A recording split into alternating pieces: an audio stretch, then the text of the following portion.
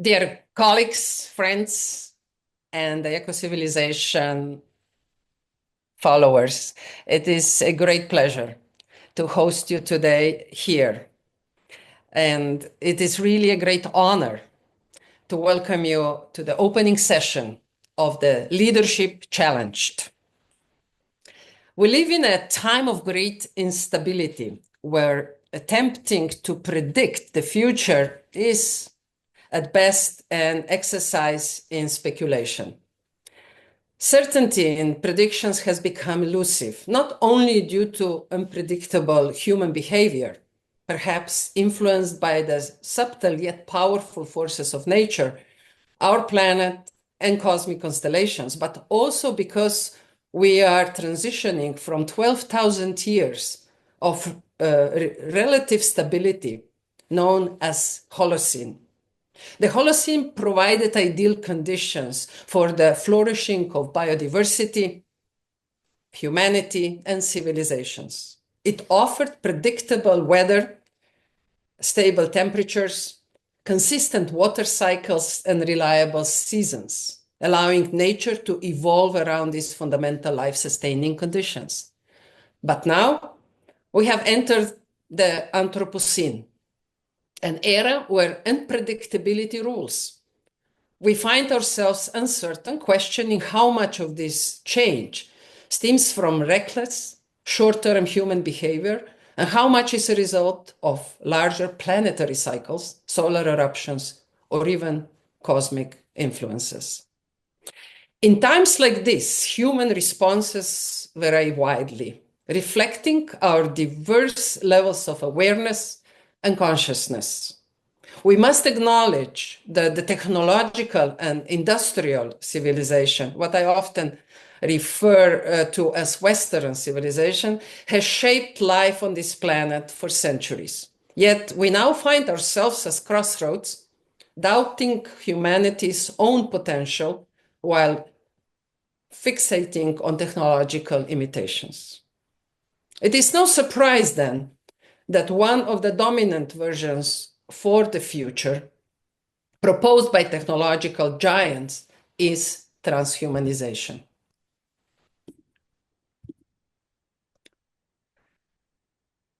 The idea that humans have fulfilled their role on this planet and that the next evolutionary step are beings which are a fusion of organic and artificial intelligence. However, history teaches us that every civilization has had its golden age, only to struggle where it failed to reinvent itself. Today, Western civilization appears to be reaching a similar turning point. But an idea has become taking shape in my consciousness since 2011. A thought that perhaps, for the first time, humanity has the capacity to consciously reinvent itself, seeking more balanced civilization in harmony with nature, planet, and the universe. The eco-civilization movement is built upon this possibility. We embrace the emergence of new ideas, drawing from the collective consciousness without rigid preconceptions. We see ourselves as a global disruptive cluster of people who care. People committed to fostering an ecological civilization that aligns with planetary and cosmic rhythms. In this spirit, we invite all to join us in reimagining a vibrant, interconnected relationship with our planet, one rooted in understanding, collaboration, and co-creation. Our values focus on sustaining life in all its forms, learning from each other and from non-human communities alike. We follow the core principles of social technology, where technology serves as a tool, not a goal. We embrace system thinking to grasp both opportunities and consequences. We advocate for accountability and responsibility alongside spiritual transformation, engaging not just our intellects and physical bodies, but also our emotions and the quantum vibrations that connect us all. A new civilizational paradigm cannot emerge without rethinking the very structures within which we operate. And that is something I'm inviting you to. Instead of rigid function-based organizations that fight for their own survival, I invite you to imagine self-organized, network-based structures that revolve around fundamental life-supporting elements. Land, encompassing both physical and virtual spaces, communities, bringing together species in self-organizing ecosystems, beings on all levels, and we are yet to determine what really the beings are. Collective awareness and consciousness, drawing from accumulated wisdom, and dynamic relationships that ever-evolving connections bring to life, those that sustain life. These elements should not be static, rather, they must continuously adapt to genuine needs, whether in education, industry, infrastructure, culture, sport. We must ask ourselves, are our actions strengthening the resilience and sustainability of life, land, communities, beings, and consciousness? I do not claim this to be the ultimate solution, but it is a different enough approach that I hope it sparks new insights in your creative sphere. With this introduction, I hope to establish the context for why we have chosen to dedicate this year to Leadership Challenged. In modern society, we're almost obsessed with leadership theories, techniques, tools, schools of thought. Yet look around. In our current world, we are becoming more chaotic, more disconnected from nature, from each other, from ourselves. We glorify technology above life, ignoring the wisdom that has sustained existence for millions and billions of years. It is time for a profound shift in our perspective. Let us embrace this opportunity to explore leadership in a new light, one that nurtures life rather than controlling it, one that reconnects us with nature rather than distancing us from it. And I hope that this has justified enough the reason why we've connected with a couple of different networks. And it is an immense pleasure to introduce to you the people who came together and decided to challenge this very important topic. My dear friend Mar Entruini, currently talking to us from Spain, dear friend Dr. Andrea Codrin, director of Quintaum, talking to us from Slovenia, Lev Gordon, great friend, also one of the co-initiator and co-founders of Living Cities Earth, and talking to us from United States, and myself also talking to you from Slovenia. The purpose of the year for Leadership Challenge 2025 is very clear. First, we would like to raise the awareness to this topic and dare to challenge what we understand as leadership today. Challenge the concepts that the leadership is following in order to deliver what they believe is the right goal or strategy or action. And dare to go beyond, of course, through imagination and practice. And this is what we would like to bring forward. And hopefully through these 4 core elements, we will try to reply to some emerging questions. Can today's leaders lead the way in the new civilizational paradigm? What is really missing in the whole story? And while we had discussions and preparation for this year of Leadership Challenge, it became clear that a reformation of institutions will be necessary. How can these institutions serve better the needs of people on local, regional, and global level. And of course, we ask ourselves, is there a room for responsible stewardship, at least for the civilizational change? Can we imagine the communities and organizations without hierarchical leaders? It's a big question, which hopefully will be addressed and challenged throughout the year. And I'm not going to repeat all these messages, of course, but I do feel, and I wonder what's your response to this, that our evolving consciousness seems to call for a better balance between individual autonomy and collective action.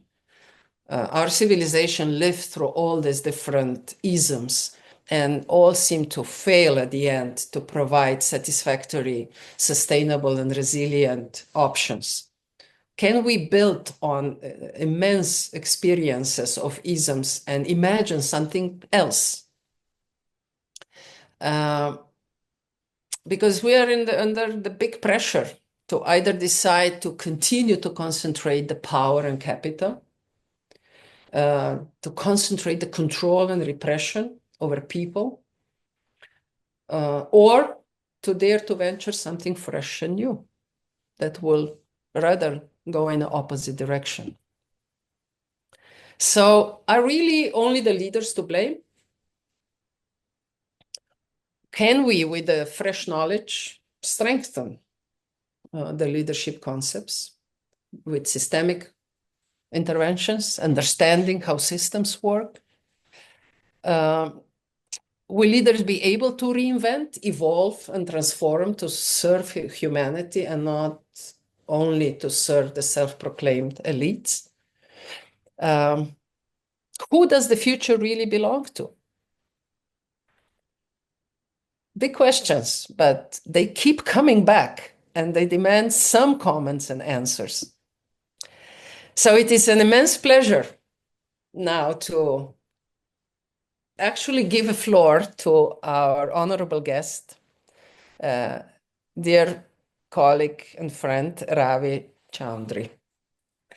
His career has been really impressive, and he's been able to look at society, organizations, and human behavior from many different angles, from many different layers. So that's what inspired me to invite him as a guest speaker at this opening session. But not only that, he provoked the professional realm with a very interesting book titled Capitalism to Peopleism. I mean, how provocative can you be than this? And I had the pleasure of reading the book, electronic version. And I have to say that I've been challenged many times. So before I start raising the questions, dear Ravi, I will let you to tell your story, to make the introduction, and then we'll engage in a dialogue. And hopefully our guests will respond and they will join us in this dialogue afterwards. The floor is yours. Thank you. Thank you very much, Violetta, for the kind words. And I have always been a great admirer of your sterling initiatives. And now that I have seen what Mar, Andrea, and Lev are doing for their pioneering initiatives, I feel honored to be here today talking to you all and to a wonderful group of people that care more about others than themselves. I love your laudable vision to deliver solutions for the humanity to thrive. Human history is the story of the progress of civilization. And I look upon civilizational advance as a trajectory. It doesn't always go up. It goes down also when it results in deterioration of lives and livelihoods. We are going through one such moment. That was the crisp message you delivered, Violetta, in your opening comments.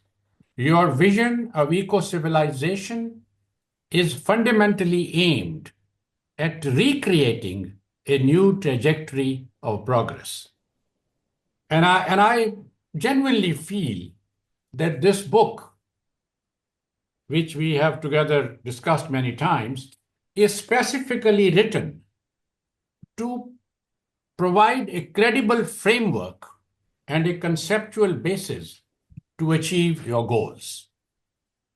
Now, this is a non-fiction book, but it has three main actors: the leaders in business and politics, the world we live in, and we the people. We look at these actors and also the supporting cast that is trying to transform the three actors. First, the leader. While I answer the questions, Violetta, which you raised, I'll also raise a few more questions so that we can put together a conceptual framework for the year ahead. Now, what is the single biggest leadership challenge today? There are decades when nothing happens, and then there are weeks when decades happen. COVID, inflation, Ukraine, Gaza, inequality, climate risks, artificial intelligence, and now unpredictable geopolitics. They are incredibly unknowing. Virtually everything around us has changed, but our past beliefs and prejudices still stay with us. We thought we know the answers to all the questions, little realizing that every question has changed. We think we are learning, yet we don't change. Let me share this ordinary experience I relate very often. I made myself a cup of coffee a little while ago and added a little sugar. But when I sipped it, it wasn't sweet.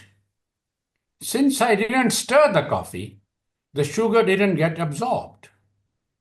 Likewise, change happens only when the learning is absorbed. What one knows becomes an impediment in being open to what one doesn't know. Most of our leaders are unknowingly locked up in the echo chambers of like-minded colleagues. Therefore, the biggest leadership challenge today is the inability to understand the reality, which means inability to ask the right questions, which results in inability to make the right choices.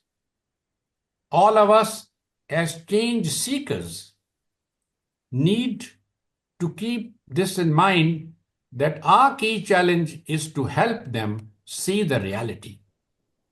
Now, what's the state of the world we live in?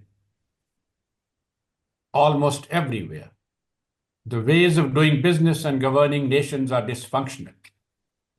We have more wealth and advanced technologies than ever before, yet 70% of global population holds only 3% of wealth, while the top 1% own over half the wealth.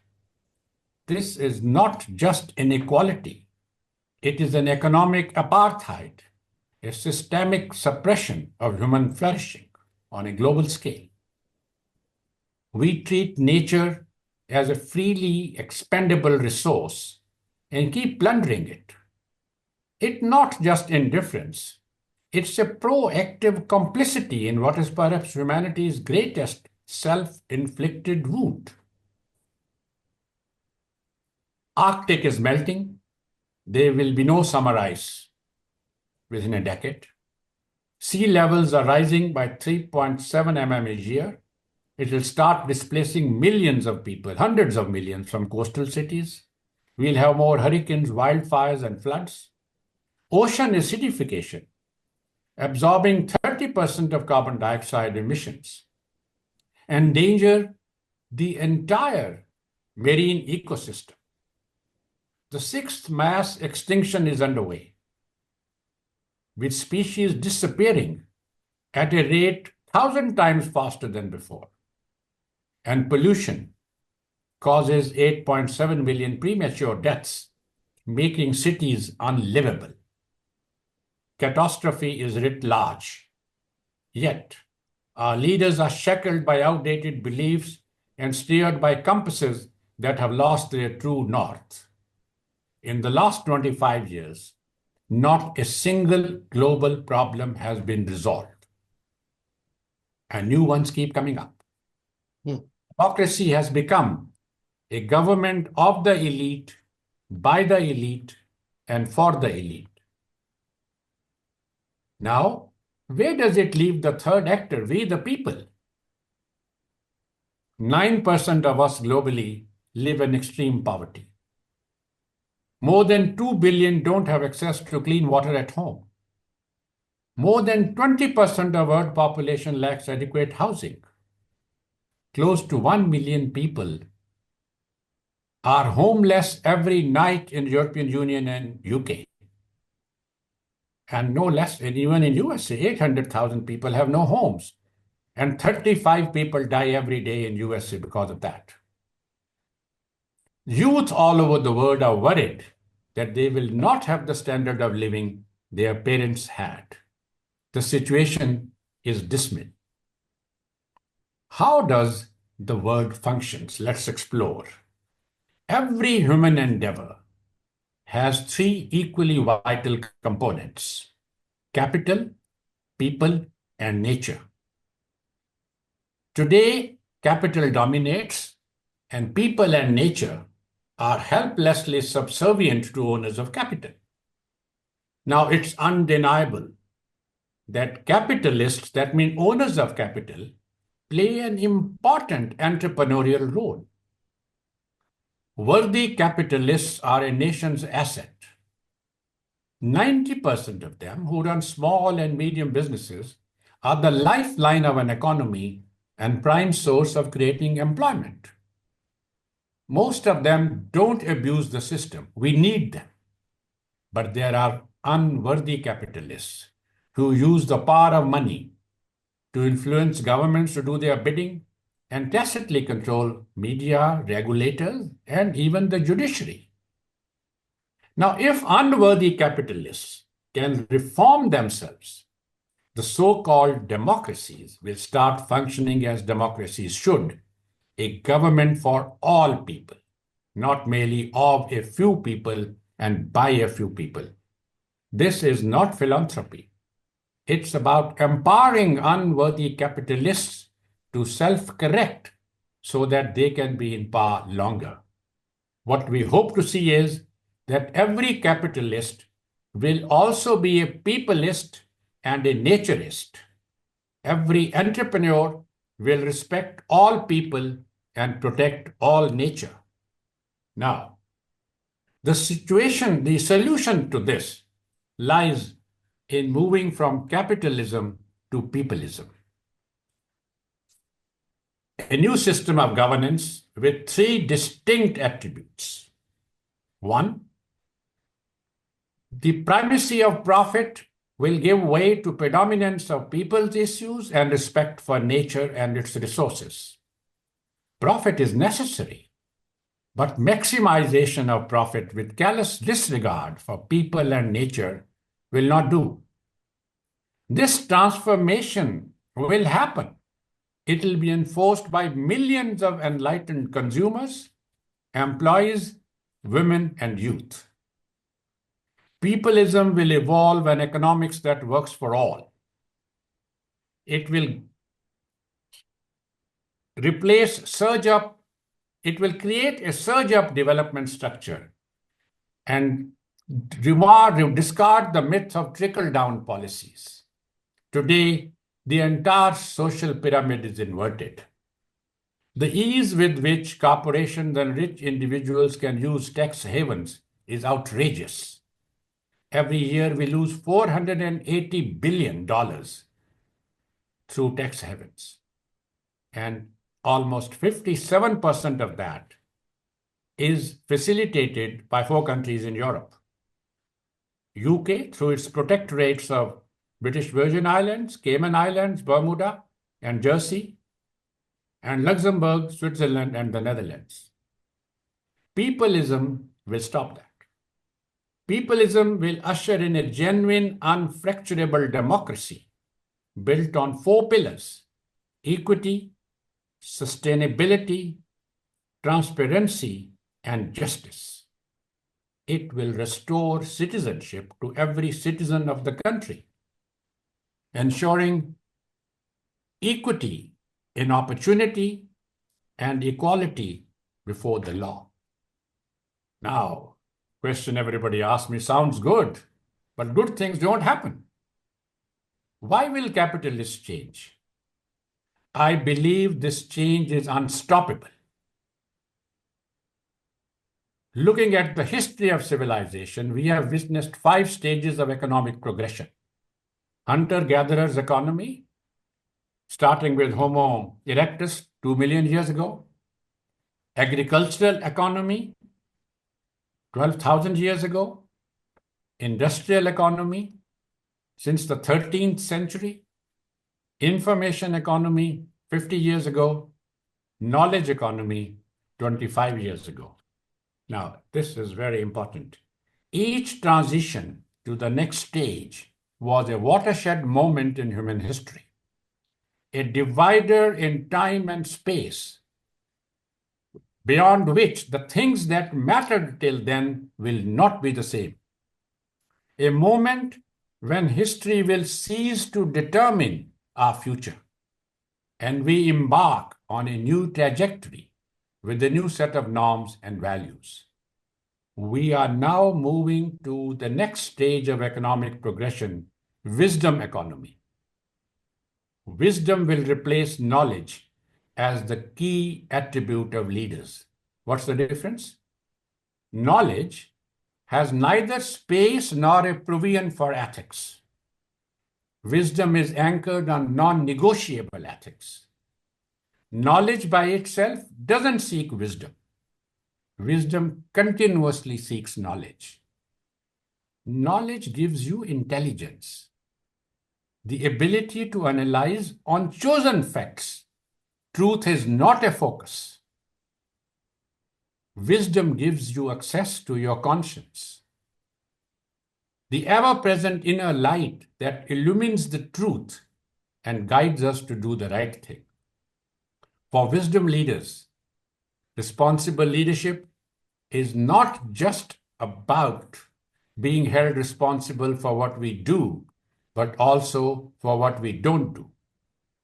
Being held responsible for not just we say, but also what we don't say. And finally, lots of questions were raised how these goals will be achieved. Our messages have to reach policymakers and influential people in all nations. For that, we need to be cognizant of certain things. 1, individual talent and wisdom is not in short supply. The collective talent and wisdom is scarce. To implement change, the entire leadership team and the entire corporate board need to be on the same plateau with somewhat similar beliefs. One person's convictions have very limited weight unless she is determined or she is the boss. And as change seekers, we must be conscious of the interrelationship of all issues which I said. You can't speak of human rights if you have doubts about diversity.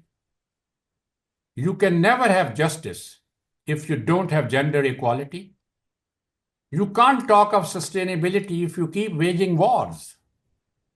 To stop wars, you need to win the peace. You can't talk of governance if you spend half your time dressing up fiction as truth. In short, you can't be partially good. You can't be partially responsible.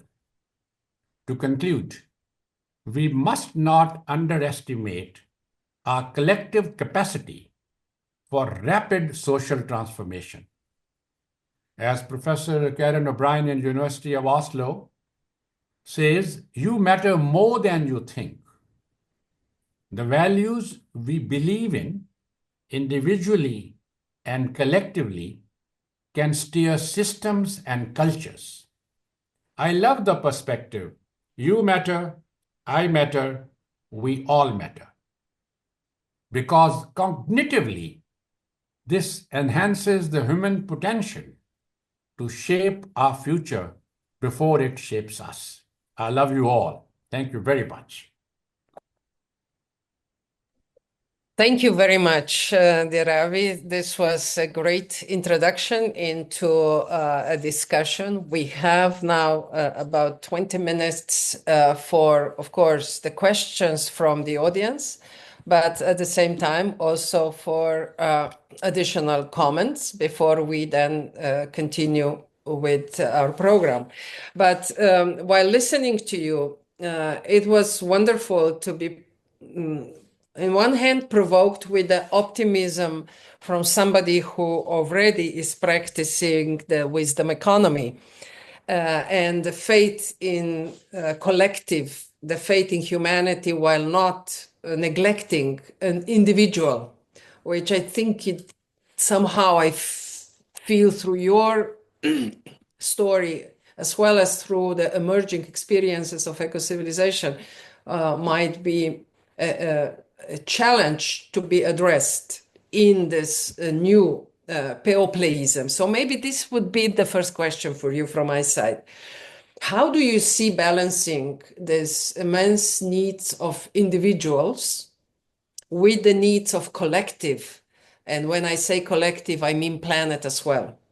Have you put some more deeper thoughts into it? Let's look at when a child is born. A child knows no hatred. He loves sharing everything with everyone, and he is totally transparent. What happens when they grow up? Hatred comes in, selfishness comes in, and you need to hide everything. Now, every human being is born perfect. I think I have emphasized the importance of 2 billion mothers in the world to raise their children and inculcate these values. And this will happen. For me, gender equality is the most important unfinished agenda of this century. Only when every woman is empowered will the humanity be empowered. So I reckon that this will come about because we are today at an hour which is darkest, and it's the hour darkest before dawn. The social media which the perpetrators of today's scenario are using is also available to victims of this. Now, I am often asked this question that the biggest problem we have today is the social media gives only fiction. It's all lies. No truth comes out. How do we get the news? And my answer to that is, you are not the only one saying it. The whole world is worried. So when this happens, the two sorts of solutions will emerge. Either one of the big 5 players will change, and they will discover they have the whole world at their command, and the other 4 will follow. Or if they don't, for how long we'll see, the AI knowledge is now getting commoditized. We have seen what happened in DeepSeek. So within short time, I foresee that the truth media will start emerging. So I think, look at Amazon, for example. They treat their labor so badly. It needs 1 week of consumers in one state of the United States to say we will not buy Amazon. And the thing will change overnight. You remember what happened in Nike days? They had a slogan, do it. Just do it. And in a small city in Indonesia where they used to source their product, the people were living in slums and paid pittance wages, and Nike was making all the money. They put out a slogan, "Don't do it," and showed the slums photographs. And within 48 hours, the chairman of Nike decided we change.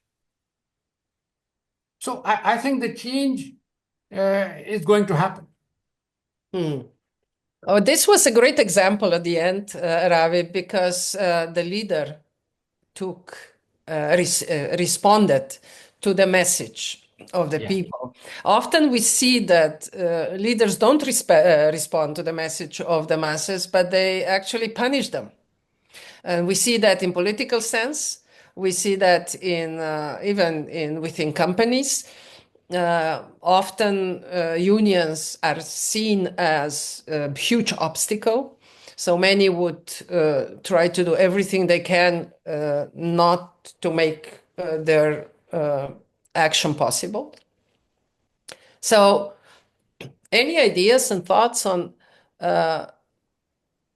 what really, based on your experiences, also being one of CEOs of one of the largest companies in the world,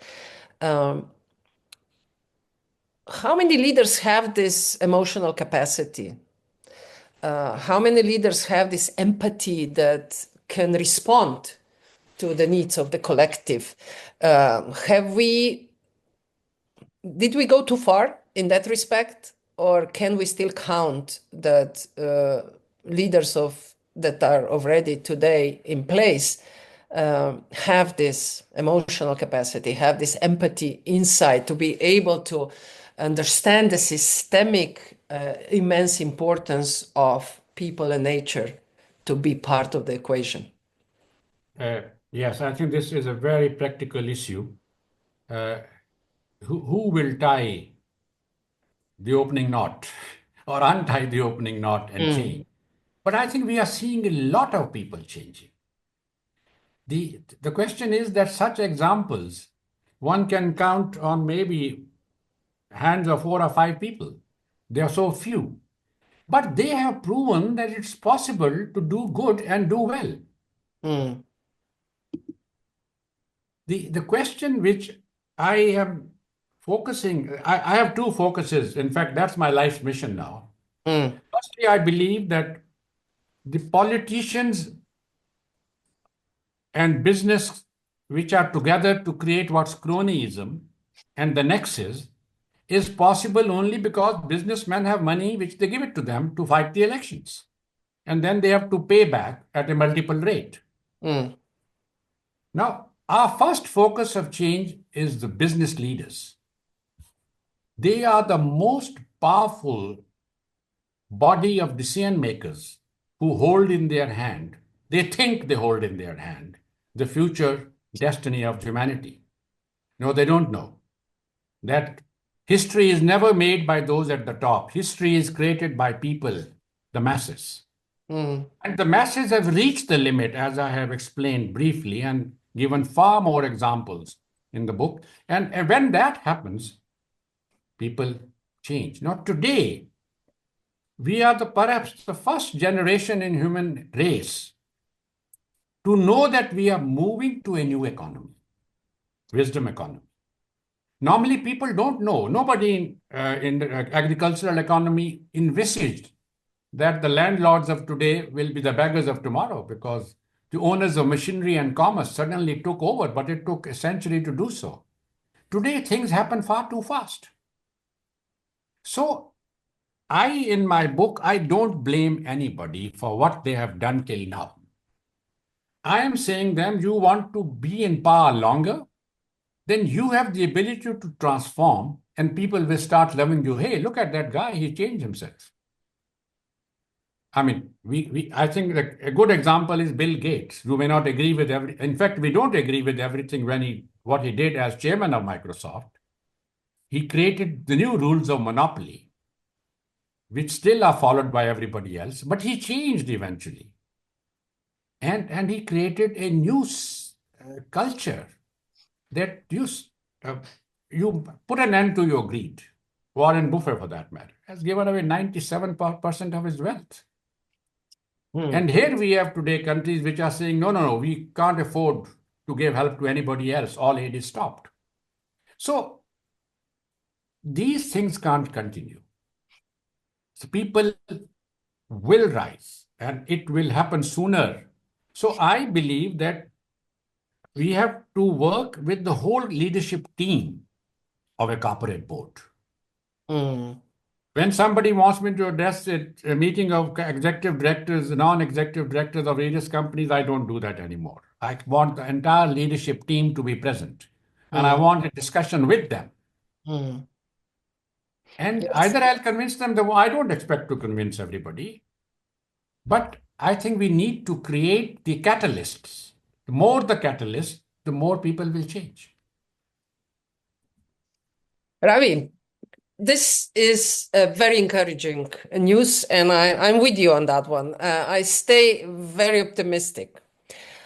Yet here is another challenge, okay? Equally, that you presented well the conditions for populism to take place. We see that the global corporations are pushing and pushing and pushing to even replace the states, try to make them irrelevant through all their interventions in financing and everything. They're really making them basically look irrelevant. And they want to prove that they're the ones who have the golden stick to lead the world. I mean, how do you see this kind of tension that will continue to grow? People awakening up, trying to deliver something that is worth of living on this planet Earth. And on the other side, this greediness, this push for even higher level of concentration and taking over the world basically by few corporates at the top. Well, I asked them very simply that, look, what is your mission in life? To be wealthy or wealthy and happy? I let them think. I don't speak for a long time. And eventually they discuss, we want to be wealthy and happy. And then I give them a simple quote. If you want to be happy for an hour, have a nap. If you want to be happy for a day, go and play a game of golf or fishing or soccer. If you want to be happy for a few years, then you win a lottery. But if you want a lifetime of happiness, that only comes through making others happy.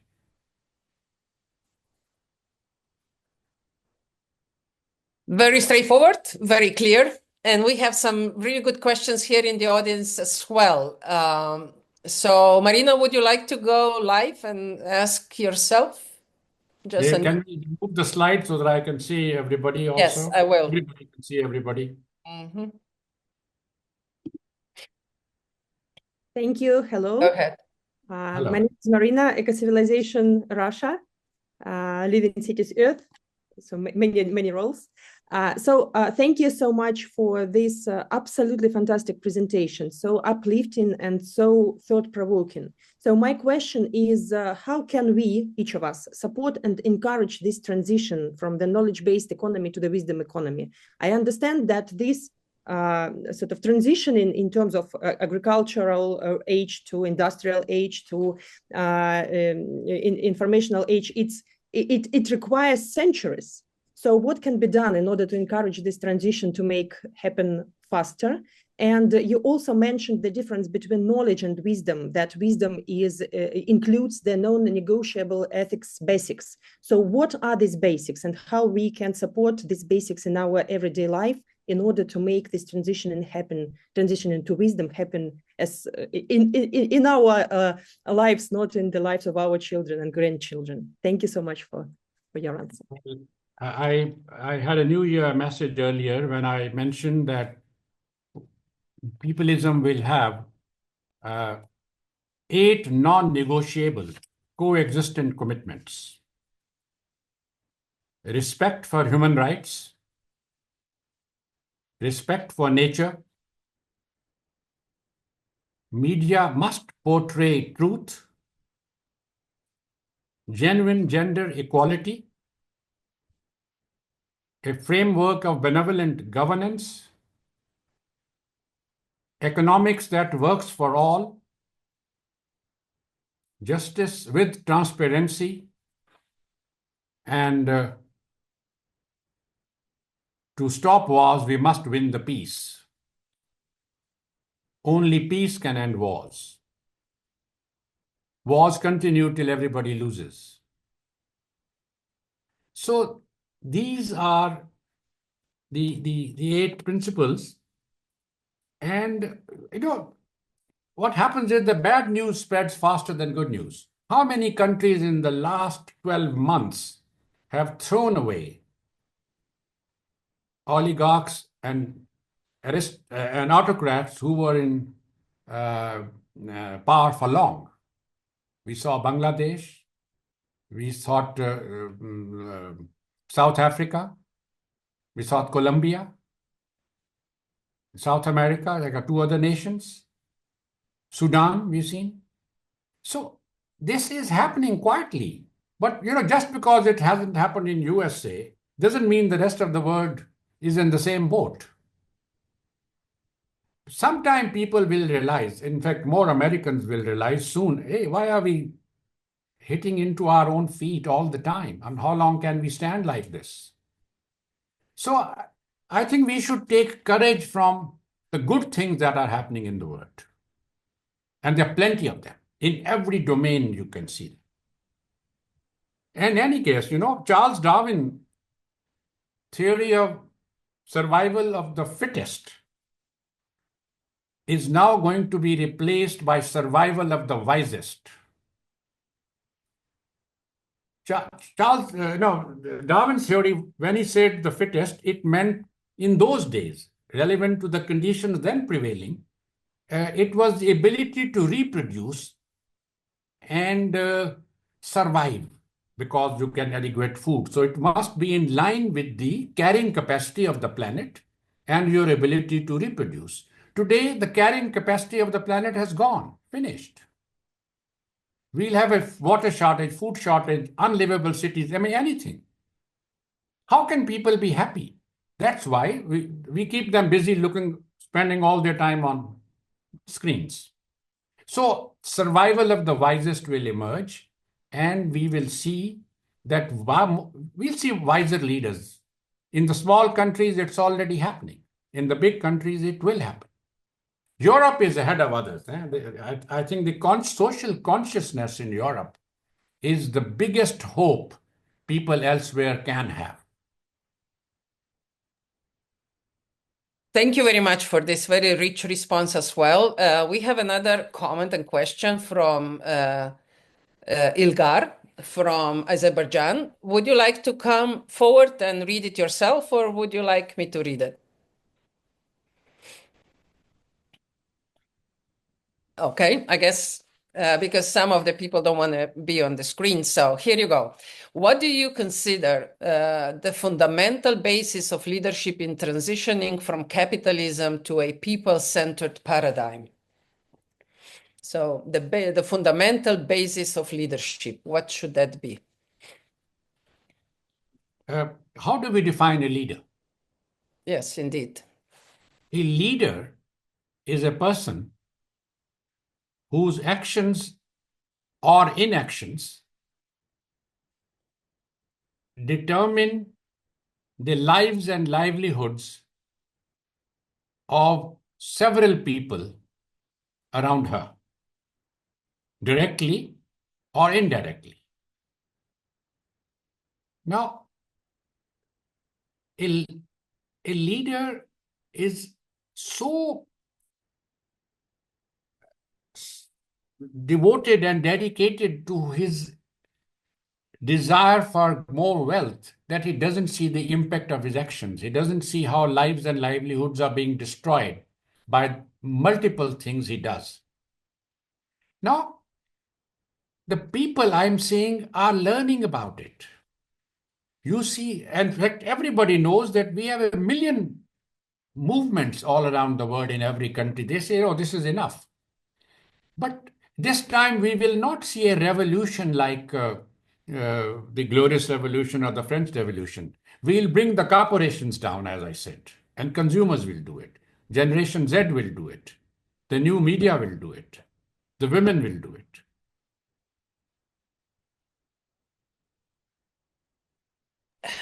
Great. And here a thought came forward while listening to you and also listening to the questions. Do you think that there is a lot of knowledge and wisdom that we don't really know about? So it's not only about what we don't know that we don't know, but also what we don't know that we know. Knowledge is acquired. Wisdom is discovered. Knowledge comes from outside. Wisdom comes from within. There are umpteen examples of millions of people who can't read and write, but they are the wisest people in the civilization. How many people one can give examples of? We read their stories and we read their quotes and quote them, but we don't know that they were illiterate. They only said these things. So, wisdom acquires knowledge, which is relevant. But what happened today is that our thirst for knowledge is helping us to acquire irrelevant and unnecessary knowledge. So we don't see the reality, we don't ask the questions, and we can't make the choices. I've created the 7 rules of choice in the universe today. How do you make choices? And people don't realize that in the quantum world we live in, a choice made by someone we don't know in a country we don't know can impact us and our lives disproportionately. So this interdependence, I've highlighted 4 principles in one of my concluding chapters, that you have to have the principle of life. You have to have the principle of awakening, the principle of interdependence of the world, and the principle of gratitude. We take for granted that the food we get, we deserve because we have the money. But the millions of farmers are producing that food. We go around and open our wallet and buy things we need, but the farmers and the workers who produce those things, where is our gratitude for them? It is coming. Thank you very much. And by the end of this part of the session, I cannot but provoke Alexander. He shared few messages, but he was quite quiet. But Alexander, I would love to hear your response, and maybe with that, we'll then ask Ravi also to share his final thoughts of this session. Please go ahead, Alexander.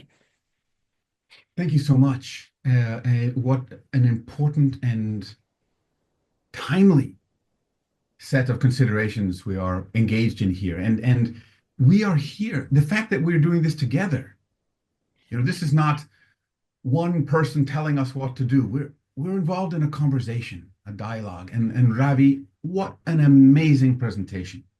But what I think fantastic is that you embody this.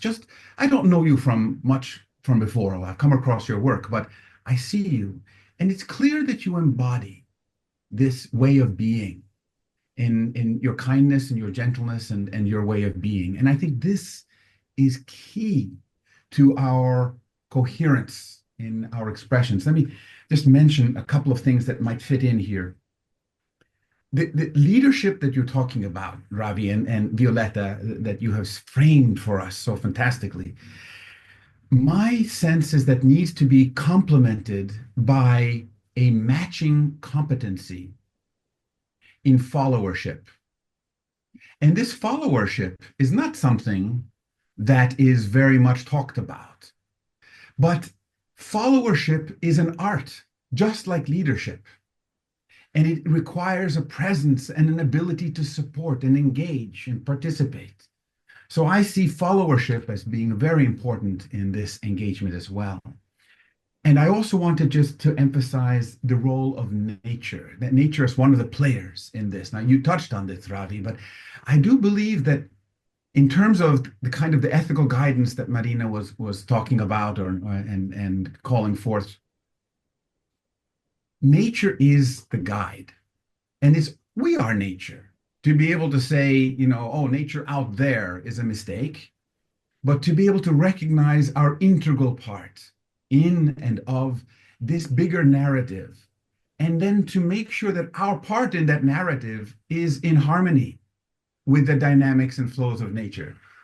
Darwinism has been transcended, so it is not about the survival of the fittest. I entirely agree with you, Ravi. It's survival of the wisest. And as I mentioned, Jonas Salk wrote a beautiful book with that title already in 1973. And finally, just to say, yes, peace, but it's not the kind of peace that is rest in peace. That the nothingness, the right. This is an active, thriving, vibrant peace. It's a celebration. Yes. Peace is not just the absence of war, as we know. It is an equally powerful and diametrically opposed type of way of being and force and presence. And this takes me to this idea of entanglement that you were mentioning from the quantum world. I'll put a reference here when I finish sharing, but interdependence. I love this concept, and Violetta and some of you know this also, comes from Theodore Holmes Nelson, also in the 1970s. He came up with the word intertwinglement, which I love. Because it's not just entanglement, entanglement is what happens to my beard in the morning, and then I have to straighten it out, But intertwinglement is beautiful. It has magic in it. And this is also this part of the celebration and the magic of our interbeing. So just wanted to share what you've inspired with me, Ravi and Violetta and my friends here. This is the way we do it together. Thanks. Thank you very much for your Thank you, brilliant Alexander. Yes, input. and Ravi, please, this is your final word is yours. So how would you wrap up this dialogue and what you've heard? And if there was any new sort of message that also resonated with you, please share that as well. Well, actually, I'm inspired by Alexander's the words, and where I see hope in it is that I believe quality of leadership is never static. Every day, either it improves or it deteriorates. We are today, and this is what gives me hope, the leaders of today are deteriorating in their leadership ability every day. And I'm not the only one who is thinking. The masses are believing they were all right. We elected them. We didn't resent their being in power for so long. Why have they gone mad now? They don't care about us. They don't look at us. Now, it can't be that the masses will stay. Now, meanwhile, the masses are improving in followership. And improved followership creates new leaders. I mean, it's basically, the followership, when it become, I would say, inspired, they start resenting against the existing leader, and then a leader among them emerges. And we are going through that stage now. The new leaders that will be elected will not necessarily be charismatic. Film stars are not required to be leaders. They can't be leaders of countries. So, unless they're wise. I'm sorry, I think it's a wrong comment to make. If they are wise, then they're very good. Then some of them are very wise. So, I think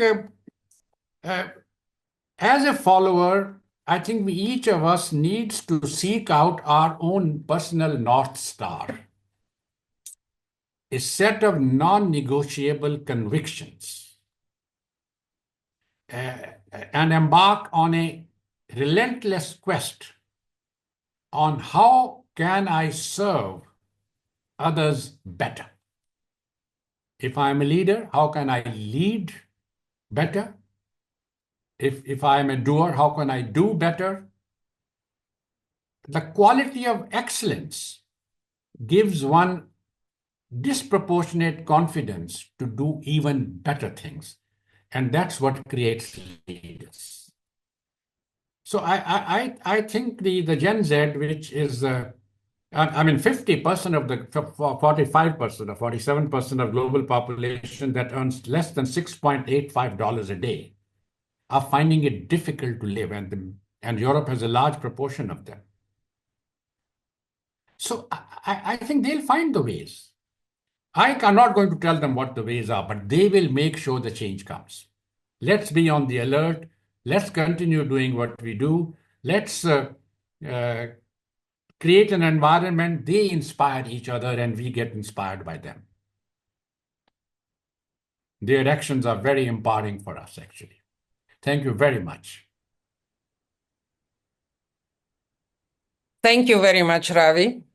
And so beautifully intertwined the comments from the audience who became also the participants and co-shapers of this dialogue with you. And I would dare to repeat in an even shorter way something that you and Alexander said at the end. And I really feel it now, that the followers and fellowship influences greatly the leaders and the leadership.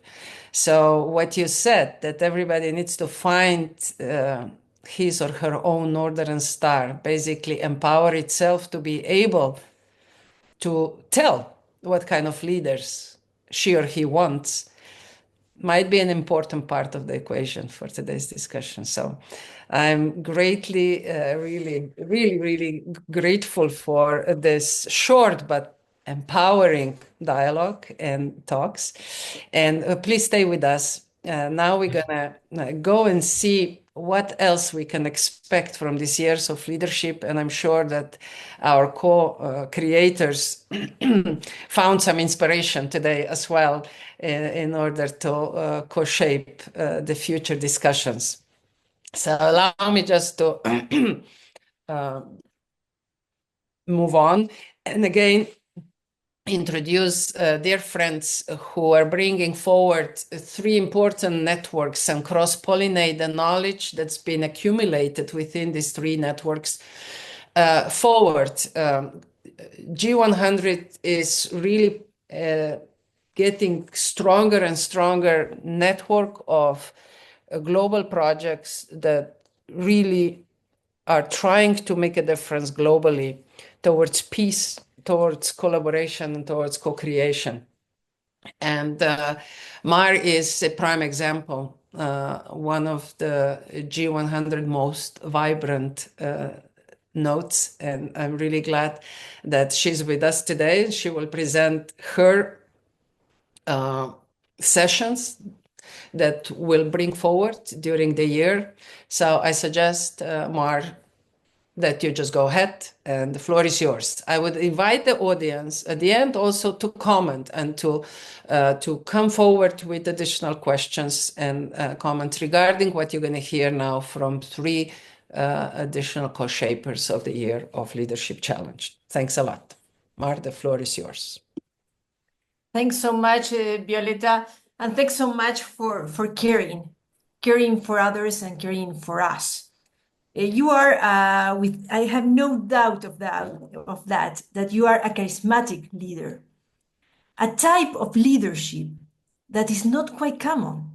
We are moving from that kind of leadership, but also we need this charisma to join. Because if we do not believe, we don't trust. And if we don't trust, we cannot work. And many initiatives, I am absolutely convinced that they fail because they work without believing and without trusting. And you trust on the people. You trust in me, and you trust, and I trust on the rest. So you spread with that charisma, do the rest to build that environment of trusting and empathy. And that's a challenge. And that is part of what is leadership. But now we are moving to another kind of leadership.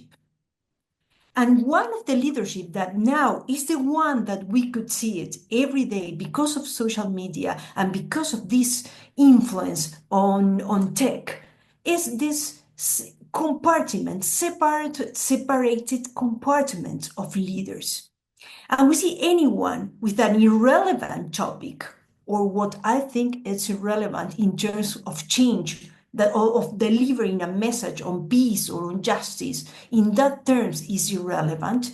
Also, it could become popular and it's leading a process. So what we are doing with all that potential, we are losing that potential, or it's just that there are generations that they are moving into another aspects where politics they don't feel that resonate with these politics. For example, as a political analyst, I see that indifference to politics, but it's because they don't want to lead in politics.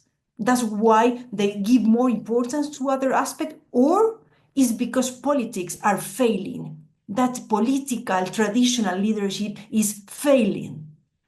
That's why they don't feel that they resonate with them. Most of it is because we do not have an holistic leadership, and you have done it.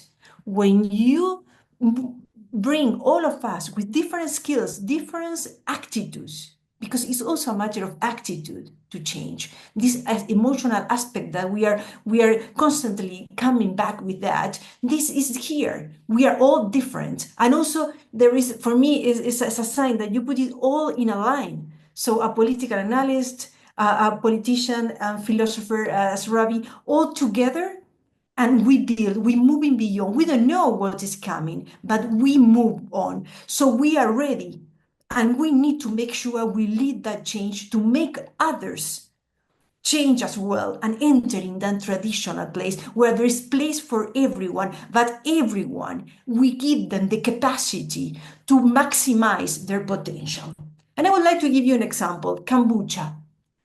Kombucha, this drink, this very old drink, that is kombucha, that came from China, and only, let's say, 10 years ago, it became a billion, more than 1 billion market. And we take that habit. Naturally, a drink that is in Asia is from another culture, is not the Western culture, and you may times refer, well, this difference of humanity. And we took it without hesitation, naturally, because we love kombucha? No, because it's there. So the business sector leads on changing our habits. So why don't they take that leadership in other aspects? And we fail on that, but we don't fail on this. So we have the capacity, and we need to move forward on that. That's why when I came to the very axis of what's going to be our module on ER leadership, it was very difficult to find one word, because I said this is about ethics, and it was so poor, the concept of ethics, only the concept of ethics. So on the search of a 5.0 leadership through 5 revolutionary drivers to global change. And I came about with these 5. I hope I will not surprise you, maybe on the last one: education, innovation, civil society, IA and tech, and art. And I will explain later about art. These 5 drivers could be really revolutionary, because they build an ecosystem. An ecosystem, we repeatedly say, we need to build an ecosystem, but how we could do it, how we could make cohesion. When we have a transversal axis, a cross-cutting issue is a problem, that is ethics.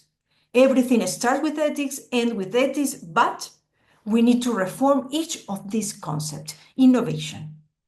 All the public institutions, all the global institutions, European Commission, United Nations, business sector, they talk about innovation. Most of the time, 80% of the time, is referred to technology. So means conservative organization that introduce technology. So voila, we have innovation, we have innovate. No, we don't have innovate. First of all, we need to reform. If not, the technology that enters in an organization that is not prepared for it. So the technology you go behind the technology as not inserted. So that is what is not positive. And that's why we have a problem of ethics. Then we have education. Again, the same. We have tech. That's why I place it in the middle, because it's determine the rest of this issue, of these pillars. I would rather say education. We need to be training to be innovative. It's not just a matter of having creative ideas. If we don't put it in practice, we cannot build an ecosystem. And there is where they came leadership. And then education for the future generation. What is the place that we give them for that? And we always say that we give them, because they are not claiming for a place. You see that? This is very frustrating, because that is the world we are living to them. So they have to claim for it. However, they don't care about this. Why? Because they don't feel resonate with this kind of codes, but we need to create this empathy. So there is a matter of emotional management that we need to build on that. Now, this emotional management is only built through the families and not from the sector of the education system. And then we have the pillar of everything that make us move. And here we have a very important aspect on ethics, because they will influence all our areas of work and living, and at the same time, artificial intelligence like empathetic that could replace a doctor, for example, is really move all our pillars. So we need to work on that, to determine and to be authoritarian on that, because it's the other way around. We are adopting technology without a legal background. We have only in Europe, the last regulation was on August, and we have troubles to implement it. So we need to be clear of what we want. And then we have the civil society. I have started saying the capacity of the civil society to be influenced, to be leaders for irrelevant or relevant topics to change. So how we could educate the civil society to really use all that potential that they have exposure, what they have, what they could manage, and do something positive, to build something positive for the future. So use all that tech, using all that education and training, and all that ideas, that innovative ideas, using in a rather not chaotic way, to be more harmonic way.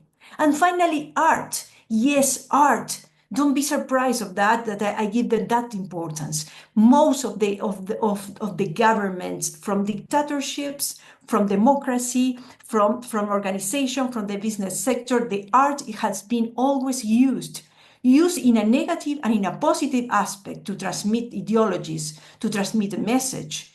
And we need to use it in our side to be leaders and to be introduced in all the sectors of the civil society, in education, in global institutions, where art could illuminate us. We talk about being inspired by each other. Yes, also being inspired by art in a different way that we get used to, not just an entertainment. Mark, So, would you allow me just to show also this picture? Then you could also focus a little bit on the sessions that you're gonna lead. Yeah. Just in free slides, and I go there. Okay. Yeah. Go ahead. So, what is the moral framework for leadership? The moral framework, the natural answer that we have for a moral framework for leadership is education, is family. This is what builds our values. This is the moral framework that we have, our own convictions. However, this is our framework: media, social media, activism, public institution. So we need to reshape this moral framework in our side, because leadership have to be led by high values. We are changing values, yes, but what values are we changing? Why high values are at stake? Because they are. How mainstreaming core values in action, and who take the challenge? Who is in charge of that? That's why I use it, this ball, no? When you kick that ball with question is when the other one start moving, and when we get that synergy. And for all of that, I am so proud to introduce, now with us is Roser Almenar and Eleonora Bonacosa that are here with us. I don't know if someone else of the speakers are here. I would like to introduce you because these leaders are taking the challenge along with us. That is, first of all, is Thomas Eli from Geneva. He is the founder and of Geneva Forum and Objectif de Sciences Internationales. He will speak about what is participatory research and leadership. That is quite revolutionary. We have Eleonora Bonacosa that she is invited to come into stage if she wanted. She will speak about innovation and leadership, and she's the author of the book Six Leadership Skills. And she will speak about leadership to teamship, the power of the human factor in leadership 5.0. And Valerie Santot from Germany, she will speak also about innovation in a very specific way, more engineered leadership and less change washing. Natasha Krakovic, she will from Montenegro. She's a teacher, and she will speak on leadership in arts in contemporary world. Roser Almenar, she is the youngest of our speakers, and we thought it was very important to have her. She's the Secretary General of ITU, International Telecommunication Union, and she will speak about empowering the future, my journey as an ITU youth advisor in tech leadership. And also we have Veronica Silva from Chile in education. She will speak on what is leadership and the new technologies. So my last slide is an invitation like the same as Yves Klein invented a new color because of the combination of texture and material, this blue clay. Let's do that. Let's create, let's combine and create a new color in this absolutely foggy and gray environment. So change our colors and move forward from different perspectives in an holistic way. And Ravi say, the first SDG is gender equality, and I don't want to enter in a competition, and I will never would discuss that with Ravi, but allow me please to say the most important SDG is a strategic partnership, to have alliance, to be together and to find solutions. Thank you so very much. Well, Mar, thank you very much for your great introduction to the content and the energy that will be present in the sessions that you will be leading in the year of Leadership Challenged.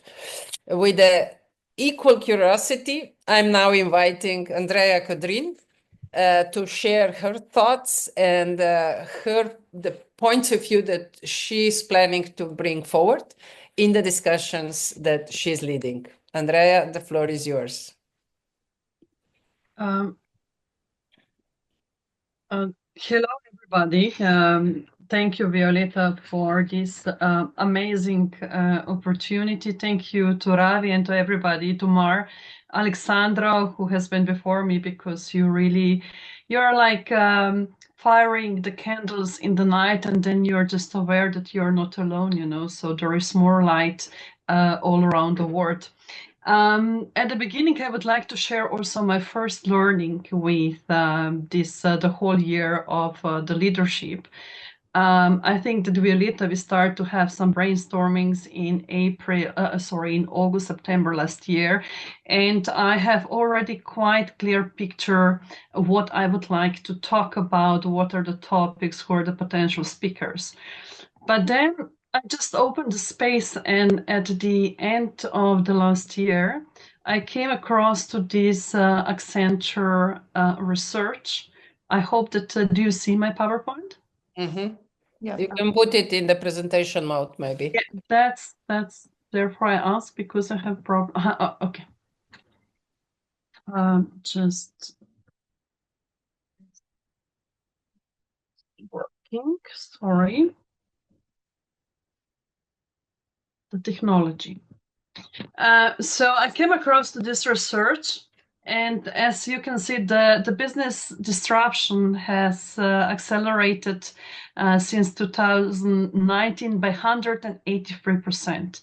And if we just take into the consideration the last numbers for the last years, so in the simple words, it would mean everything what was planned in September would be completely obsolete in March or in August this year, because the environment is changing so drastically.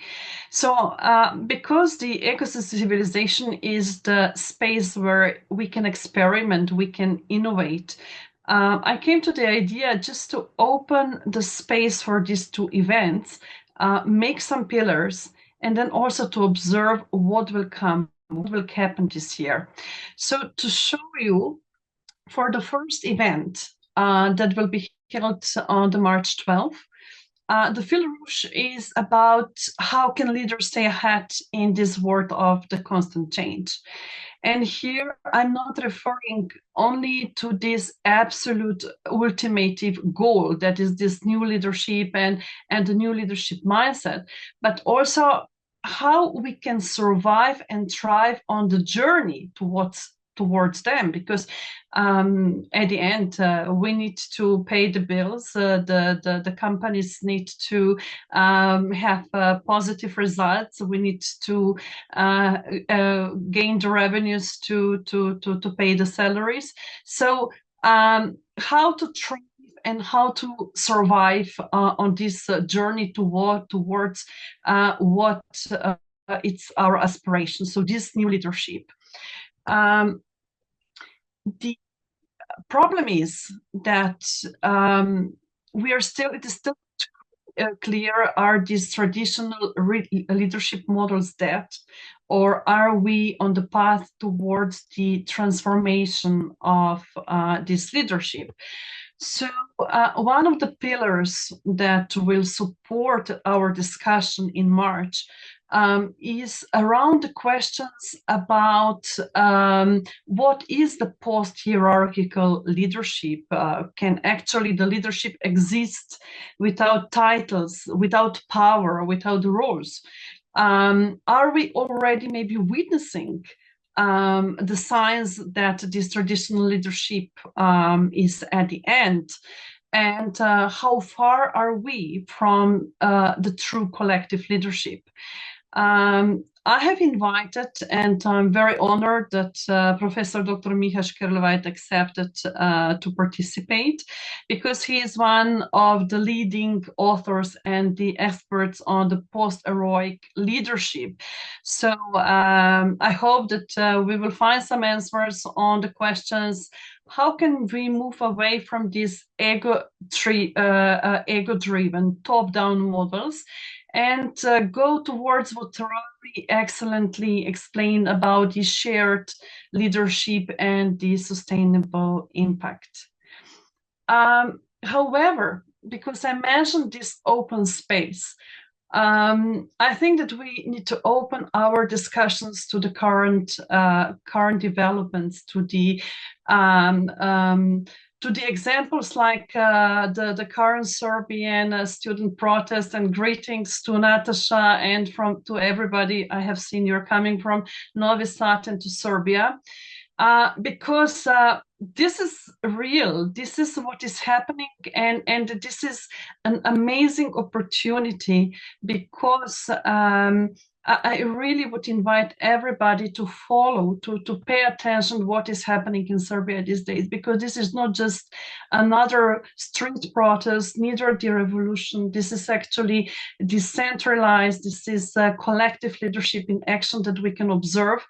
And although we do not have now time to dive deep into what is happening there, maybe allow me just to emphasize that there is no central leadership figure, that this is also preventing the manipulation, the burden of the individual agendas, and also reduces the vulnerability of this movement. that all decisions are made through participatory processes. And the most important from my perspective, that this is not targeting any specific individuals, but the protests really demand the systemic reforms and accountability and transparency. And this is coming from the youth. 15 years ago, I started a huge movement, Global Challenge Future, inspiring the youth from different parts of the world to work together on the social innovations, on the technological innovations. And after 5 years, I gave the governance and the leadership to the youth themselves. Slightly, I was disappointed because the youth that time, maybe it was the idea at the time, but they still waited for the vision, for the suggestions, and even for the leadership from somebody not among the youth, but let's say from our generation. But what we are now observing in Serbia is completely different. This is really coming from the youth, and I think we can really learn and discuss in March more about that. Now regarding the second event that will be at the end of the August, and this will be after Leos and after Mars, multiple events. I think that we need to build on the discussions, on the findings that will happen during those events. But in general, I wanted, as the pillar for this discussion, to go towards 3 essential areas. About these essential qualities, skills, competences, and the strategies that the leaders need. Secondly, in complete alignment with what Ravi also said about the moral, ethical foundations and the wisdom necessary for this fostering self-organizing leadership. Maybe to just add that there is a huge space to learn also from the ancient wisdoms, and of course what Alexandra said, from natural intelligence. More and more we try to do and try to reinvent something that we have excellent examples in the nature, and maybe we just need to transfer that to the leadership as well. And the third area about the balance, how to balance the data-driven decision-making and the human connection. Because, at the beginning, the leadership was that the people follow the leaders. And now with all these layers of the technology, there is the disconnection between all these layers. And I hope that we will discuss how to assure this human people-centered approach while still stewarding the ecosystems that integrate the human, the environment, and the technological dimension.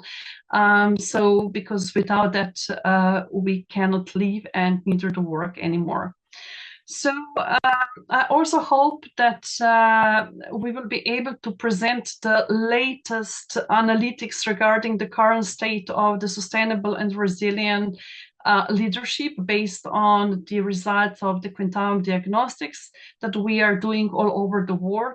And this year, I must say that the results on the mental health, which is the main topic of the Ecocivilisation, we are noticing a huge deterioration of the results, in particular in Europe. So I don't know where this will lead, but something is happening, and the people are more and more exhausted on the brink of the burnout.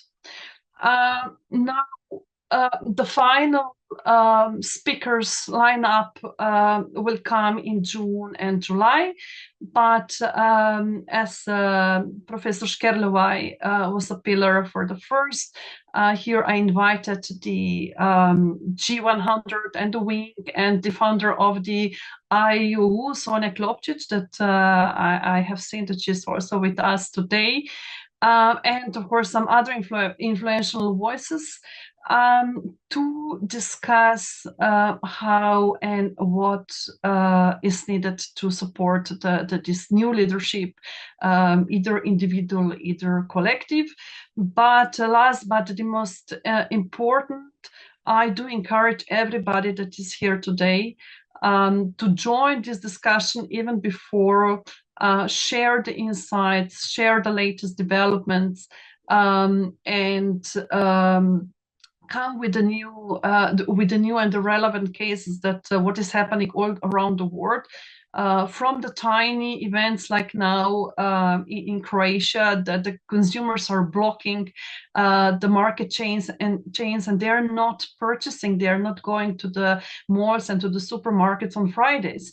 And we know that because this is our neighbor country, but similar cases are all around the world, as Ravi also mentioned in his introductory speech. And I think that we need to be aware and be informed, because, as I said at the beginning, these little lights, but when you put the lights together, I don't want a fire, but I really would like to have that everything is bright and shine, and that we can really move towards what is sustainable, not only for us, but also for the planet.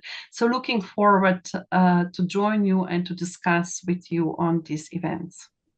Thank you. Andrea, thank you very much for this inspiring introduction of your parts. So just for the sake of argument, I'd like to show this picture again. So these sessions will be intertwining, supporting each other, and of course, following some sort of rhythm on a monthly basis. Now I would like to invite to the word, last but not least, of the co-organizers of this year of Leadership Challenge, Lev Gordon. He also has some inspiring story to share. Lev, the floor. Thank you, Violeta. Thank you, Violeta. Well, actually, I am the least in many different senses, but it's also good to be the last. And I will share a few slides, and please give me some guidance. Do I have 3, 5, 7 minutes to share some of those ideas? Violeta, I'm sorry, you're on mute. Go ahead, use 10 to 15 minutes, because you're the last speaker, and I only have one or two more announcements to make. Please go ahead.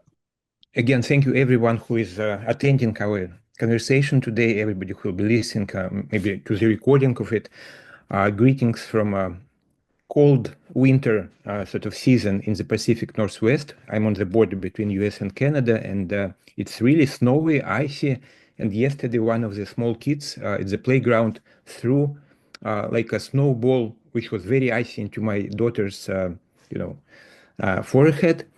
And so we meet those issues of conflict and families and connection and collaboration every day in our daily life. Everything Ravi was speaking about, and Mar and Andrea and Violeta, it's not only the big ideas, right? The civilizational challenge, which of course it is, but also we meet it at every level, on the level of a person, on the level of our sort of communities, people, on the level of our cities or regions, the places, and of course on the level of the planet. And this is what we'll be talking about at 2 of the sessions which Violeta and myself sort of planned for this year as part of the large series. And let me quickly guide you into some interesting foundations for those 2 events. So let me switch on the screen. The presentation. And first of all, you see it, right? Let me make sure I can. You see the Earth and the cosmos, right? Yes? Yes, excellent. So what's interesting is that our session today is like a collection of gifts to me personally, and I'm sure to everybody who is involved and participating. And one of the major gifts is that I think we coined together, it's not myself, it's a collective endeavor, collective consciousness. I think we just coined a new term, Earth leadership.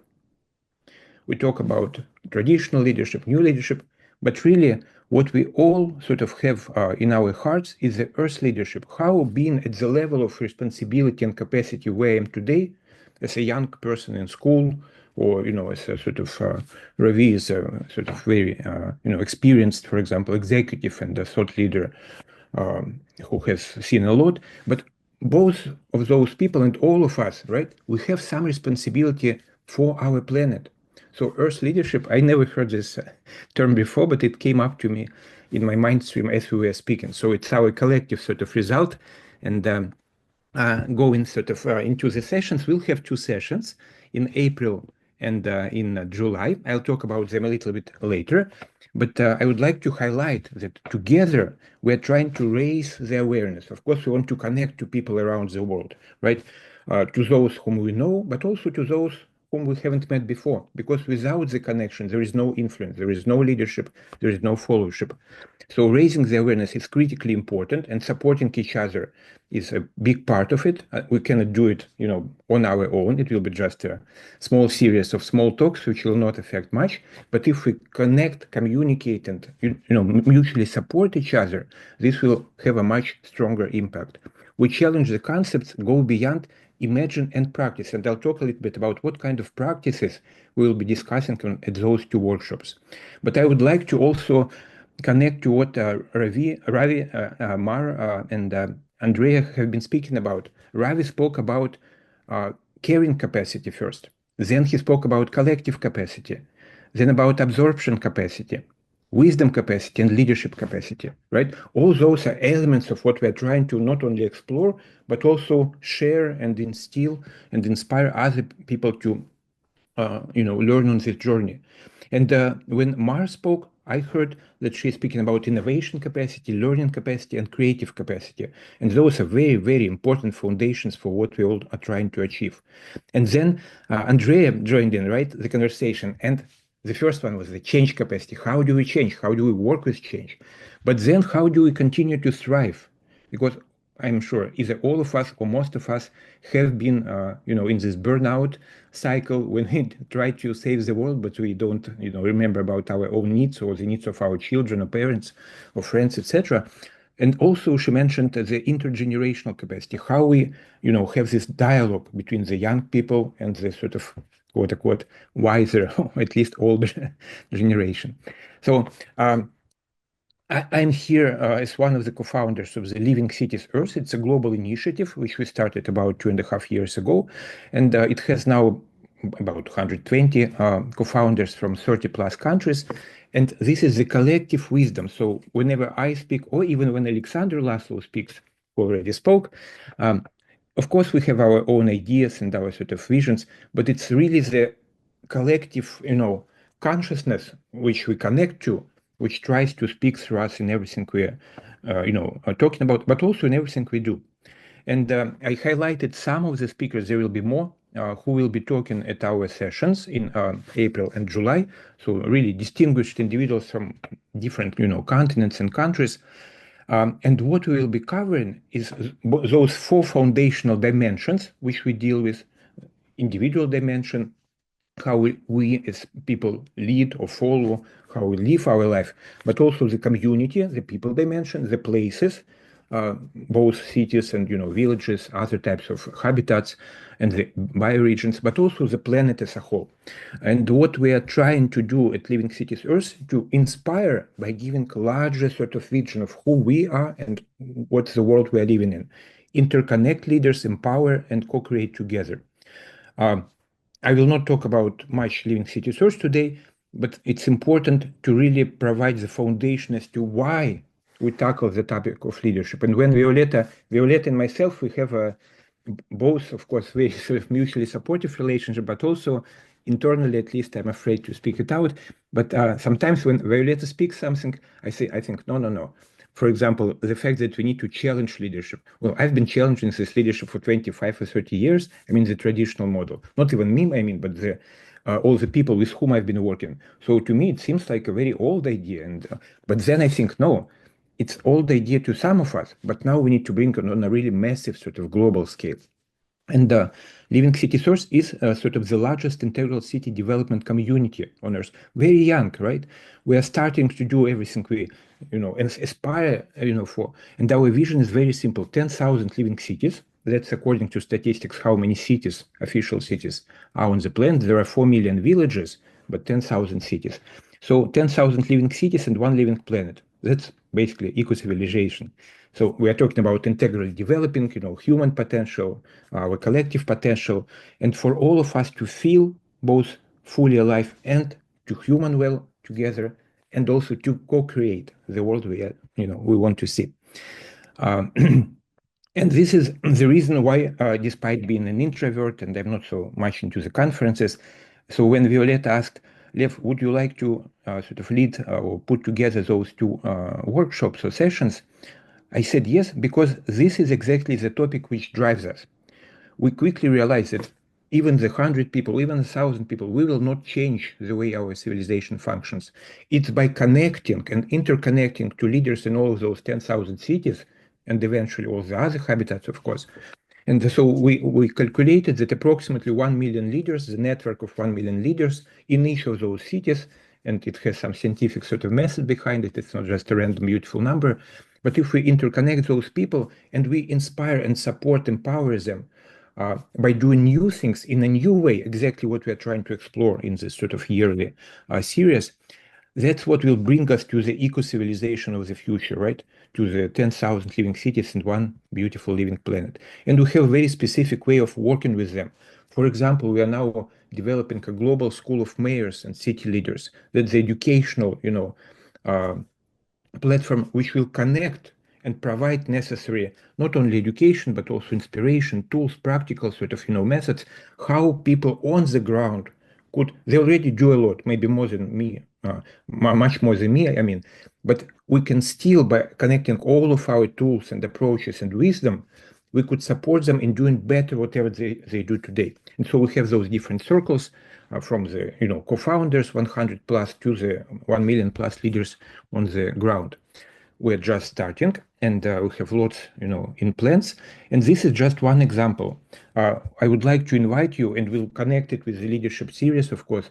The Global Earth Day Summit, we conducted it, we plan to do it every two years, so we conducted it in 2023, and we had about 90 plus speakers and participants from 150 plus cities and 45 countries.